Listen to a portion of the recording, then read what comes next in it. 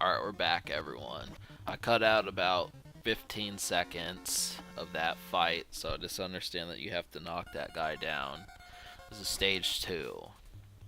So I don't know where we are, but I do. That's one of my favorite things about fighting games, is usually they take place on the outskirts or the less friendly places of town. The final fight had you fighting in the slums, uptown, and all these different places. Usually where more menacing people to kind of lie. But, fighting's really kind of taken a backseat. This isn't nearly as popular as it was back in 1992. You can ask Street Fighter about that. And don't miss the jumps or you'll have to start the whole stage over. But yeah, I mean, Street Fighter, enormously popular. All sorts of these games were. But, once Mortal Kombat came out and then we got people ripping heads off and burning people to ash, it was kind of, I mean, that took the cake. That was about as slick as you got. In Street Fighter, you just whooped their ass. You didn't brutalize them. But that game, there just wasn't anywhere else fighting games could go. So, but I'm trying to think of what happened to Double Dragon, because my history with it was I didn't want to play a game that I couldn't beat. That was my whole thing.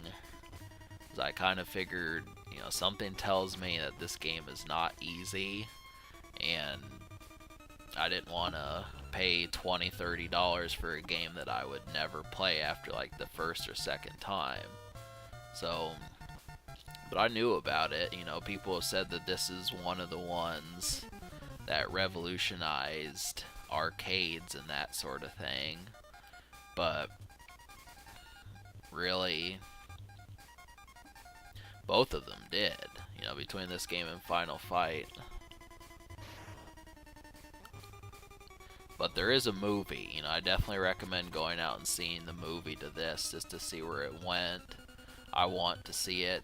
There's a movie called Big Trouble in Little China, and that I'm thinking is pretty similar. Another one would be Rumble in the Bronx. Movies definitely. I love fighting movies. I mean, that's something, in the year 2005, at least probably almost every month of that year I was watching a Jackie Chan movie. And obviously people say, well, Bruce Lee's better, Jet Li's better, but they don't have as many movies. Jet Li, I've studied him, and he only has, like, the Hero, The One, Romeo Must Die, and then he just took a hiatus. He started his career when he was like 37, 40, so he only got like a good 5 years to do anything, and then Bruce Lee died after his second Hollywood movie. So it's pretty much Jackie Chan is the one to go to. But I mean, that's the whole thing, is those fighting movies. The only other person I could think of to recommend would be Jean-Claude Van Damme. He was one of the big ones. Coincidentally, he played Guile in Street Fighter, which makes sense, but there's just tons of those. So I'm going to show a brief bit of Stage 3, even though I'm going to do it again later. Well, I guess not. Subscribe.